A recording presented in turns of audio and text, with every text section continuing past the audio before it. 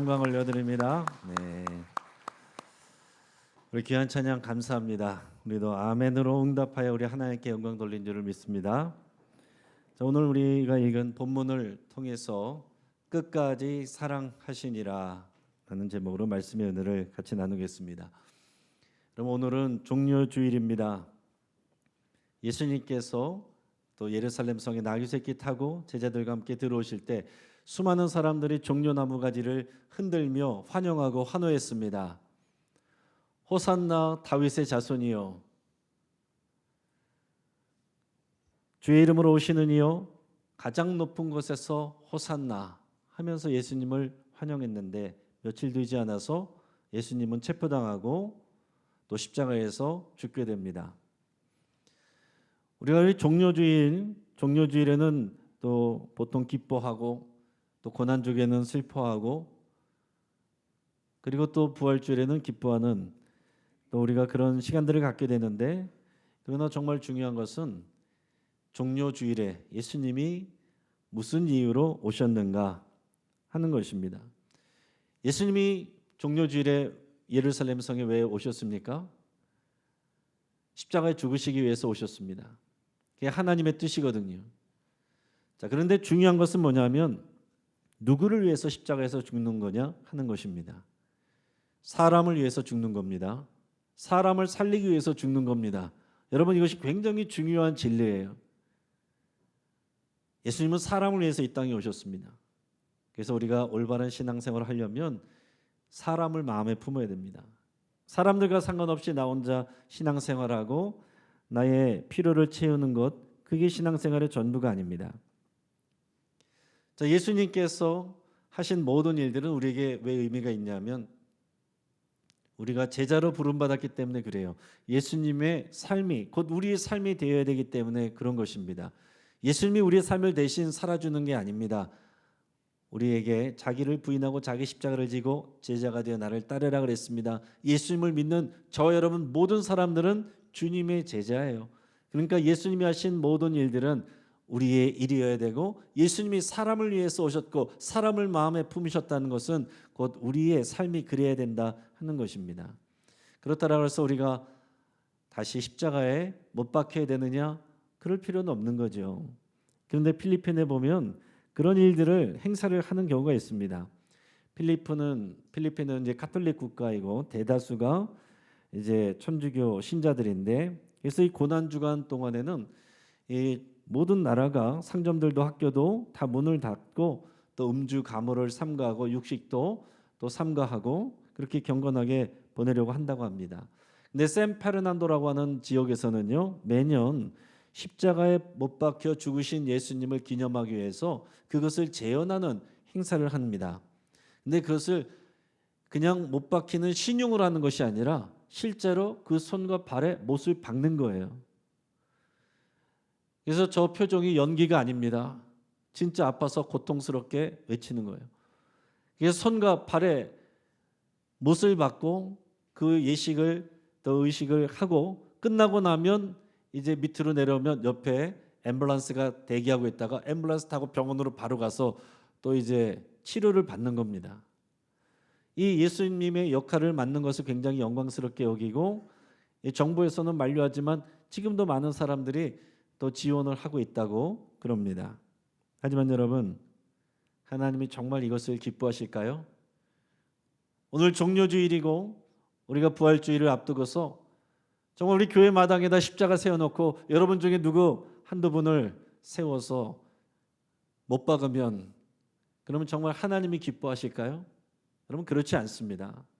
예수님은 십자가의 죽음을 재현하라고 하신 것이 아니에요. 자기를 부인하고 자기 십자가를 지고 나를 따르라 말씀하신 겁니다.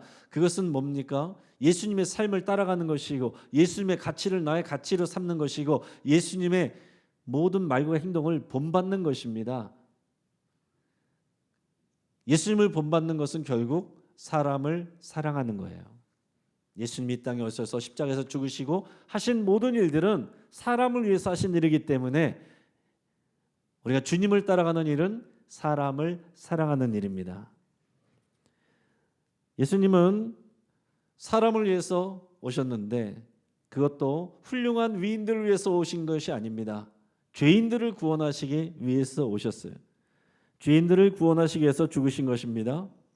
그래서 여러분, 우리도 예수님을 따라가려면 나에게 잘하는 사람, 내 마음에 드는 사람만 마음에 품어서는 예수님의 제자가 될 수 없습니다.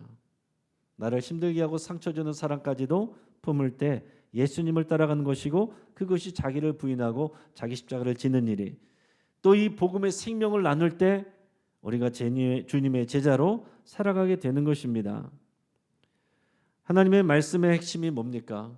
하나님을 사랑하고 이웃을 사랑하는 거라고 그랬어요. 이 두 가지를 딱 합하면 하나님을 사랑하기 때문에 이웃을 사랑하는 것입니다. 사랑하는 것은요, 대상이 있어요. 대상이 없는 사랑은 없습니다. 사람이 대상입니다. 특별히 주님을 알지 못하는 사람들이 우리의 대상이고, 또 주님을 믿는, 같이 믿는 우리 영적인 가족들이 또한 대상입니다. 그런 사람들을 사랑하는 일, 그런 사람들을 위해서 우리가 무언가 수고를 하고 희생을 하고 섬기는 그 일이 자기를 부인하고 자기 십자가를 지고 따라가는 제자의 삶이고, 그것이 우리들의 올바른 믿음의 삶이다 하는 것이죠. 자, 오늘 본문은 고난주간의 유월절 전날인 목요일 저녁에 일들을 다루고 있습니다. 자, 우리는 밤 12시가 이제 하루의 시작이지만은 이 유대인들의 계산은요, 저녁 6시, 오후 6시가 하루의 시작입니다. 그러니까 수요일 저녁에서 이제 목요일로 이제 넘어가는 그때에 저녁 식사를 하시는 겁니다. 이 본문의 주요 내용은 세족식이에요.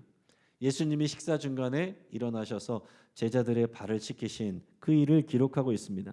근데 이 본문에서 저의 마음을 강하게 사로잡는 말씀이 있습니다.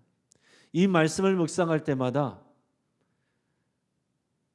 은혜를 받게 되고, 또 내가 주의 일을 감당해야 될 이유를 다시 발견하게 되거든요.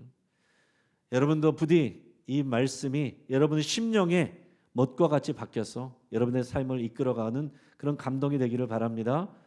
오늘 본문인 요한복음 13장 1절 말씀을 같이 읽겠습니다. 유월절 전에 예수께서 자기가 세상을 떠나 아버지께로 돌아가실 때가 이른 줄 아시고 세상에 있는 자기 사람들을 사랑하시되 끝까지 사랑하시니라. 아멘. 자, 예수님은 제자들과 식사하실 때 이제 몇 시간 후면은 내가 체포당하고 죽으실 것을 다 알고 계셨습니다. 그런데 그 다음에 뭐라고 기록하고 있습니까? 예수님은 자기의 사람들을 사랑하시되 끝까지 사랑하시니라. 할렐루야. 저 여러분들이 예수님의 제자이고 우리가 바로 그 사람들입니다. 예수님이 저와 여러분들을 사랑하시는데 끝까지 사랑하신다는 거예요. 여러분, 이 말씀이 우리 어떤 상황 가운데서도 위로받을 수 있고 소망을 가질 수 있는 이유가 되는 겁니다. 여기서 말하는 자기 사람들은 예수님의 제자들이에요. 물론 모든 죄인을 위해서 오셨지만 예수님은 제자들을 사랑하셨습니다. 제자들은 예수님의 길을 따라가고 그 사명을 감당하기 때문에 그래요. 예수님을 믿는 저와 여러분들은 모두 주님의 제자로 부름받은 거예요. 이보다 더 은혜되는 말이 어디 있겠습니까? 여러분, 우리가 사람을 사랑하는 일, 사랑스러운 사람을 사랑하는 일은 쉽습니다. 사랑스럽지 않은 사람을 사랑하는 것은 어렵습니다. 더 어려운 것은 끝까지 사랑하는 것이 어려워요. 우리가 사랑하는 사람을 사랑했어도 그 사람이 우리를 실망시키고 상처를 주면 우리의 관계는 오히려 원수가 되기가 쉽습니다. 만나지 않은 것보다 못한 그런 관계가 되기 쉬워요. 사랑하는 것이 어려운 것이 아니라 끝까지 사랑하는 것이 어려운 거거든요. 여러분, 사랑하는 사람들끼리 서로의 확인을, 서로 사랑하는 것을 확인하는 것은 굉장히 중요하고, 특별히 이제 남녀 관계에 있어서는 여성분들이 많이 확인받고 싶어 하죠. 그래서 여성분들이 또 애인이나 남편에게 그런 질문을 많이 합니다. 당신 나 사랑해? 또 얼마만큼 사랑해? 그런 질문을 합니다. 그럼 이게 한 번, 두 번 대답해서 되는 게 아니잖아요. 평생 대답을 해야 되는데 여기 잘못된 대답을 하는 경우들이 많습니다. 아니, 그걸 꼭 말로 해야 알아? 말로 해야 알거든요.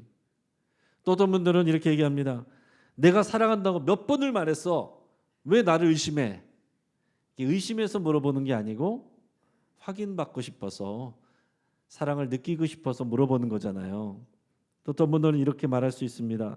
사랑은 무슨 우리 나이에 정으로 사는 거지, 의리로 사는 거지, 자녀들 때문에 사는 거지, 재산 분할 때문에 사는 거지. 이러면 참 어려워집니다. 근데 어떤 작가가 방송에 나와서 아내나 애인이 이렇게 물어볼 때 대답할 좋은 대답을 이렇게 얘기를 해줬습니다. 당신 나 사랑해? 이렇게 물어보면 이렇게 대답하라는 거예요. 그걸 못 느꼈다면 내가 잘못한 거지.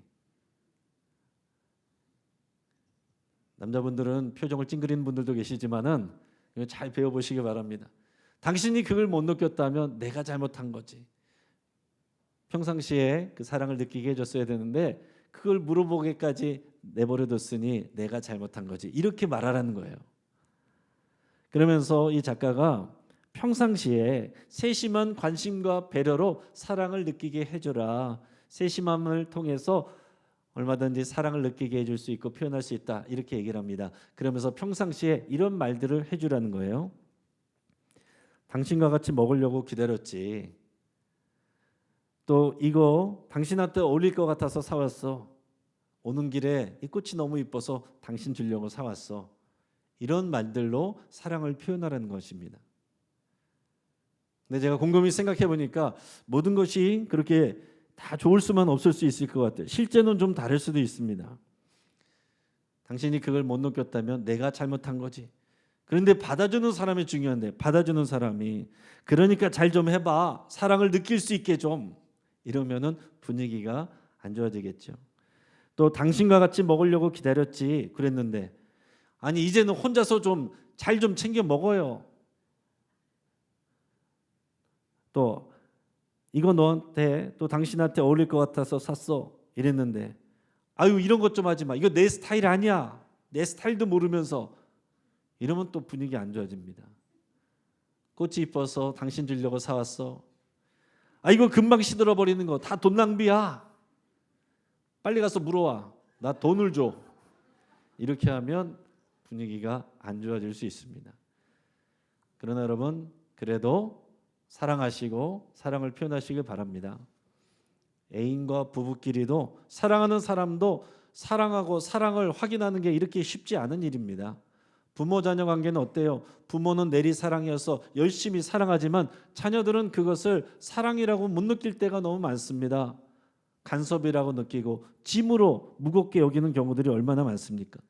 자, 그런데 예수님이 자기의 사람들, 제자들을 사랑하는 일은 쉽겠습니까? 쉽지가 않은 거예요. 제자들이 그런 훌륭한 인물들이 아니거든요. 물론 기본적으로 성실하고 믿음이 있는 사람들 예수님이 뽑아서 선택해서 불렀습니다. 하지만 이 제자들은 어떻습니까? 예수님의 말씀을 제대로 못 알아들어요. 또 자기들끼리 수시로 싸웁니다. 게다가 누가 더 크냐, 누가 더 옳으냐 그걸 가지고 항상 다툽니다. 게다가 그들은 어려울 때 예수님을 배신합니다.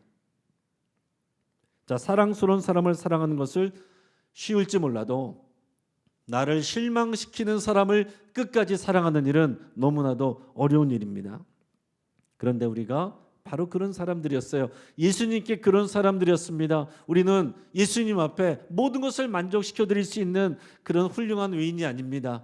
수시로 예수님을 잊어버리고 예수님을 우선순위에서 뒤로 하고 내 생각과 나의 스케줄을 더 우선시하고 예수님을 등지고 있었던 일들이 많습니다. 그럼에도 불구하고 오늘 말씀에서 예수님은 우리를 사랑하시되 끝까지 사랑하시니라 이렇게 말씀하고 있는 겁니다. 자, 그런데 이 말씀 뒤에 나오는 사람들이 누군지 보세요. 가룟 유다 이야기가 나옵니다. 오늘 본문 13장 2절 같이 한번 읽어보겠습니다. 마귀가 벌써 시몬의 아들 가룟 유다의 마음에 예수를 팔려는 생각을 넣었더라. 아멘. 자, 예수님과 식사를 하는 중에 가룟 유다는 이미 예수님을 팔아버려야겠다 생각을 하고 있습니다. 그런 마음을 먹고 있어요. 자, 그런데 오늘 성경을 보니까 마귀가 유다의 마음에 그 팔려는 생각을 넣어줬다. 그렇게 표현하고 있습니다. 그럼 예수님을 팔려는 생각은 가룟 유다의 것입니까? 마귀의 것입니까? 자칫 잘못하면 마귀가 그렇게 시켰고 가룟 유다는 그럴 생각이 없었는데, 의지가 없었는데 조종당했다, 이용당했다 생각할 수 있어요. 그렇게 되면 가룟 유다는 불쌍한 피해자로 남는 거죠. 그러나 여러분, 그렇지 않습니다. 지난주에도 말씀드린 것과 같이 우리의 생각이 있지만 우리 마음에는 수시로 마귀가 안 좋은 부정적인 생각을 집어넣고, 또 성령은 우리가 선한 생각을 집어넣습니다. 아무리 그래도 어떤 생각을 붙드느냐, 그것은 결국 자기 자신의 선택이거든요. 마귀가 이런 생각을 집어넣어줬어도 그 생각을 바로 붙잡고 실행에 옮긴 것은 가룟 유다고, 가룟 유다의 선택이고, 그래서 가룟 유다의 책임이다라는 것입니다. 우리가 가룟 유다를 생각하면 여러 가지 질문이 많이 떠오릅니다. 도대체 왜 예수님은 이런 가룟 유다를 제자로 부르셨을까? 예수님은 과연 가룟 유다를 사랑하셨을까? 이런 생각을 할까봐 오늘 본문 1절에서 자기의 사람을 끝까지 사랑하신다고 말씀하신 겁니다.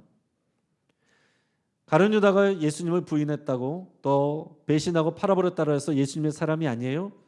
예수님의 사람입니다. 예수님이 선택하시고 부르셨어요. 또 재정까지 맡기는 신뢰를 주셨습니다.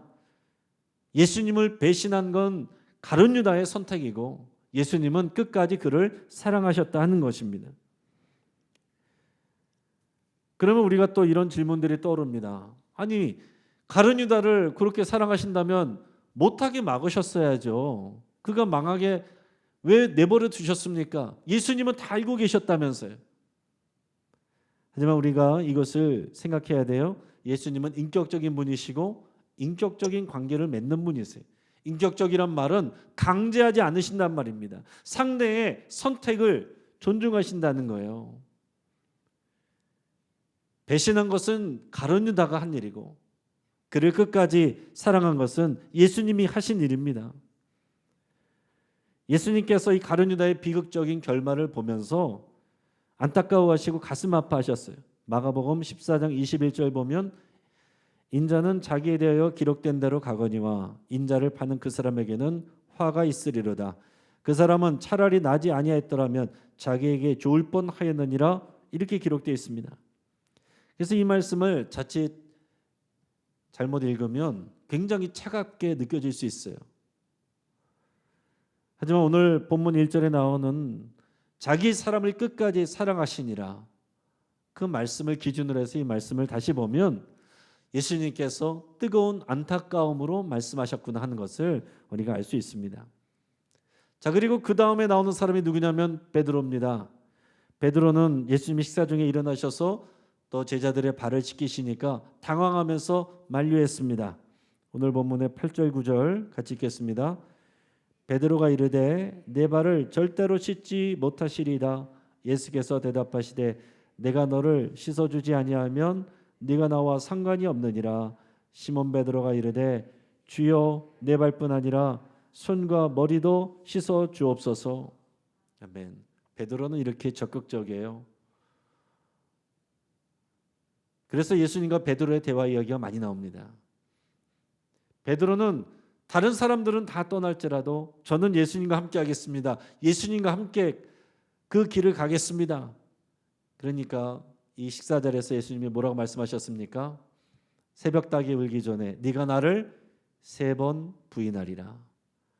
예수님을 배신한 건 가룟 유다만이 아니에요.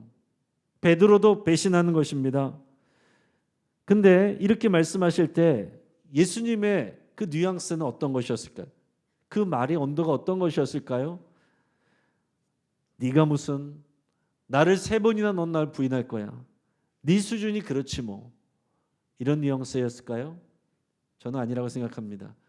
예수님께서 그 말씀을 하실 때 예수님의 마음은 이런 마음이었을 거예요. 너는 나를 3번이나 부인할 거야.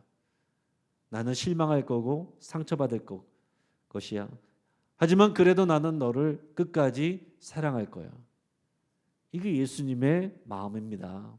실제로 부활하신 예수님이 갈릴리 호숫가에서 베드로를 만나서 네가 나를 사랑하느냐 확인하고 위대한 사명을 주시잖아요. 예수님은 물론 상처받습니다. 실망하십니다. 그러나 끝까지 사랑하십니다. 예수님께서 가룟 유다의 배신도 아셨고 식사 중에 예고하셨는데 그 마음은 어떤 것이었는지 요한복음 14장 21절 말씀을 같이 한번 읽어보겠습니다. 예수께서 이 말씀을 하시고 심령이 괴로워 증언하여 이르시되 내가 진실로 진실로 너에게 이르노니 너희 중 하나가 나를 팔리라 하시니 아멘. 자, 심령이 괴로워 증언하시되, 그러니까 마음 아파하시면서 말씀하셨다는 거예요. 너희 중에 하나가 나를 팔리라. 그 말씀하실 때 냉소적으로 말씀하시는 게 아닙니다. 너무나도 마음 아파하면서 속상해하면서 말씀하시는 거예요. 가룟 유다의 배신, 베드로의 부인, 예수님에게는 다 큰 아픔이고요, 상처입니다. 예수님도 똑같은 감정을 갖고 상처받습니다. 그럼에도 불구하고 예수님은 그렇게 자신을 배인하고 배신하고 또 부인할 이 제자들의 발을 씻기고 계신 거예요. 그리고 끝까지 사랑하신다라고 말씀하고 있는 것입니다. 여러분, 이 예수님의 사랑을 여러분들이 정말 절실히 누릴 수 있기를 바랍니다. 예수님의 사랑을 온전히 누리면 다른 것은 다 문제가 되지 않습니다. 배우 최강희 씨가 또 신앙에 또 간증을 하였습니다.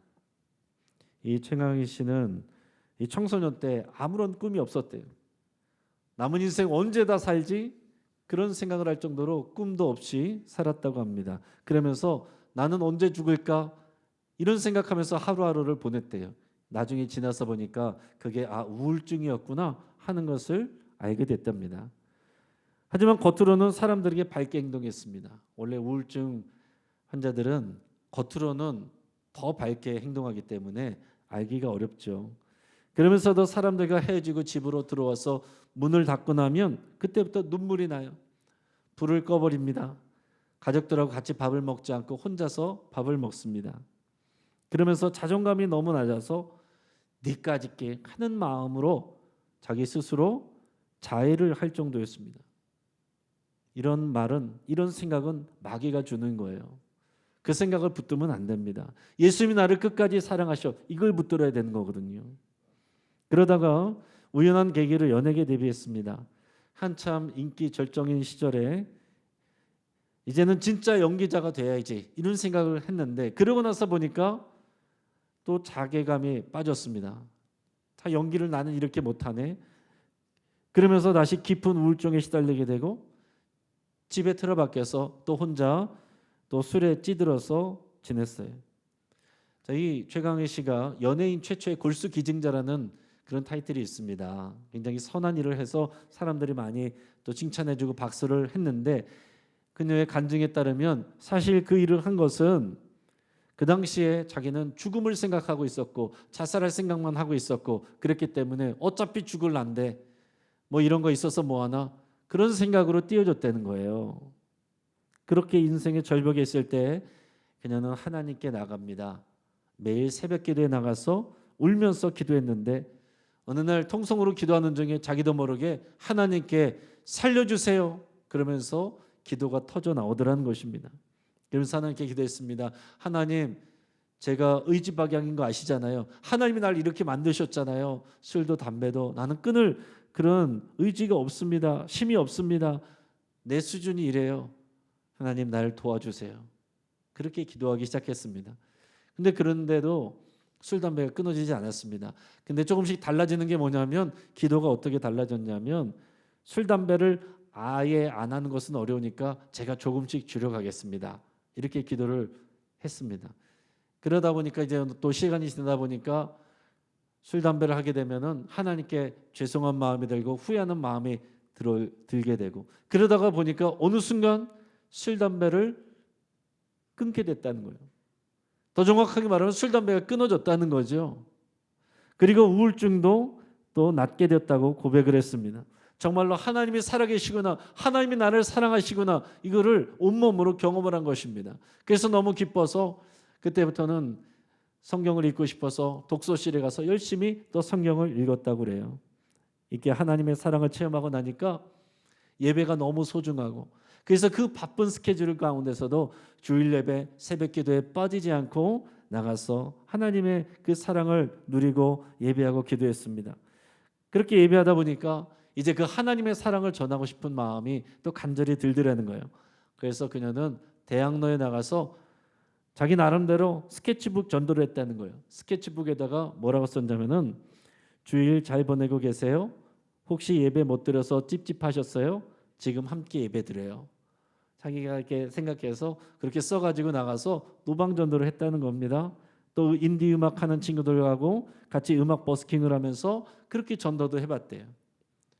자, 그러니까 열심히 배우 활동을 해야 되는데 열심히 노방전도 다니니까 매니저가 얼마나 답답하니까, 그러니까 노방전도 좀 그만하고 이제 배우 생활을 좀 열심히 하면 어때? 이랬더니 그 매니저에게 이렇게 말을 했답니다. 나는 그냥 복음을 전하는 게 좋아. 어떻게 보면 가장 촌스럽고 욕먹기 좋지만 거기엔 힘이 있어.